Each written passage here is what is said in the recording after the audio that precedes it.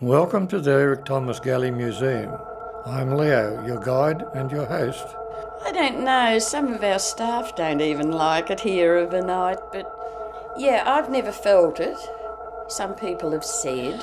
A tourist took a photo of the train and there's this red-bearded man in it.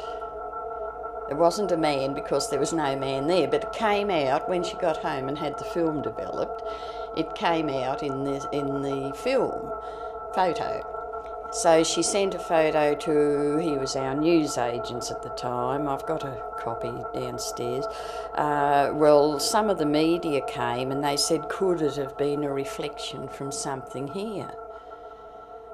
This is just showing different stages and styles over the years, from everything to clothing and toys. And the older outfit over there, as you see, 1900 is just absolutely different.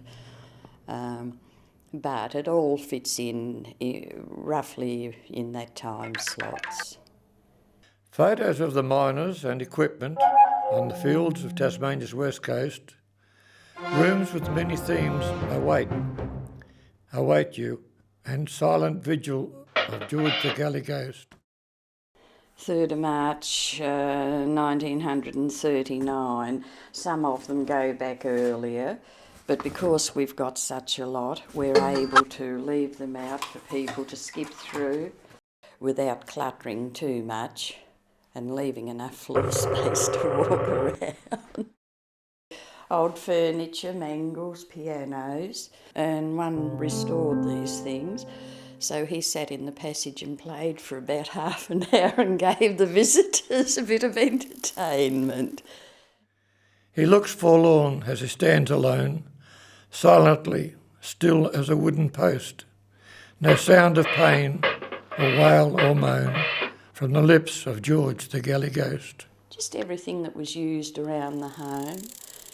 The machine, well, this was from our last tailor in Queenstown.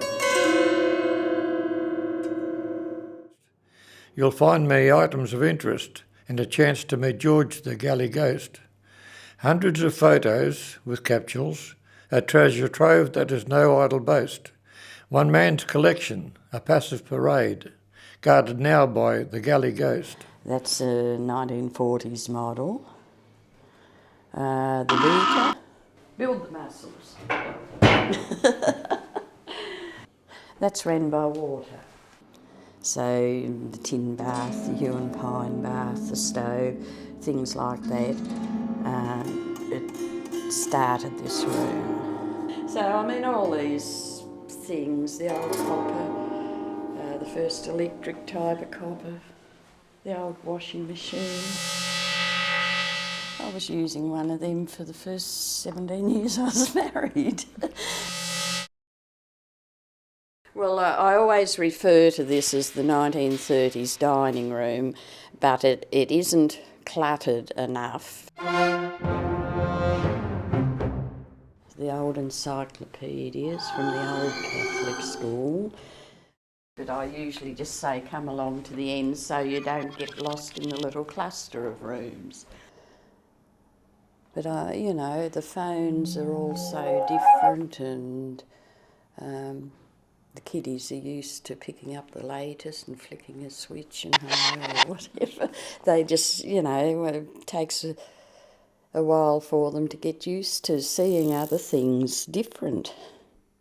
That was supposed to be going to the tip, and that was Mount Lyell's first exchange in the early part of the century when this sort of thing was going.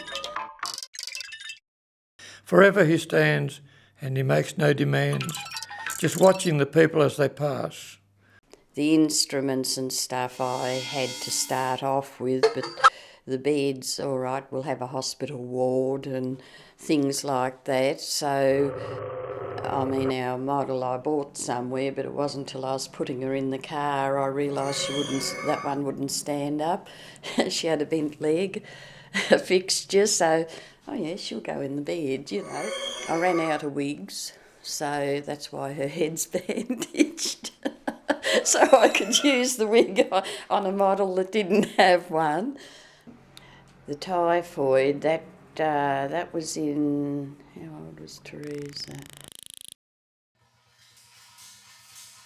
I think there'd be more than 25 probably died.